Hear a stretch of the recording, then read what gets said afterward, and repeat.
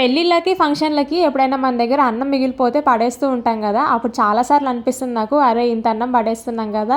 ఈ అన్నం లేక బయట ప్రపంచంలో ఎంతమంది అల్లాడిపోతున్నారో గదా! ఈ అన్నం మెతుకు కోసం అని. ఎందుకంటే ఆ అన్నం విలువ చిన్నప్పుడే తెలుసుకున్నాం కాబట్టి ఇప్పటికీ ఆ రోజులు మర్చిపోలేను నేనైతే. నేను సెకండ్ క్లాస్‌లో ఉన్నప్పుడు మా స్కూల్‌లో మిడ్ డే మీల్స్ పెడుతుండే, గవర్నమెంట్ స్కూల్ కాబట్టి. సో, నేనేం చేస్తుండేనంటే ఫస్ట్ ఒక ప్లేట్‌లో అన్నం పెట్టించుకొని ఒక టిఫిన్ బాక్స్ తీసుకెళ్తుండే నాతో పాటు.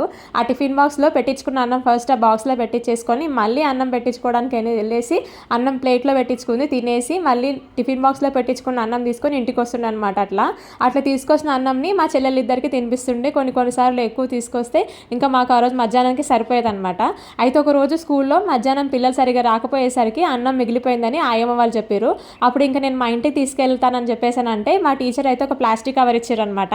ఆ కవర్‌లో అన్నం పెట్టేసుకొని కవర్‌లో ఒక చేతిలో నాకు బ్యాగ్ కూడా లేదు కదా! బుక్స్ అన్నీ ఇంకో కవర్‌లో పట్టుకొని ఇంక అన్నం కవర్ అయితే పట్టుకొని ఎండలో నడుచుకుంటూ వచ్చినాను. మా ఇంటి దగ్గరికి రావడానికి రైలు పట్టాలు కూడా ఉంటాయి. అవి కూడా దాటుకొని రావాలి. అవన్నీ గుర్తొస్తే చాలా బాధ అనిపిస్తది ఇప్పటికి.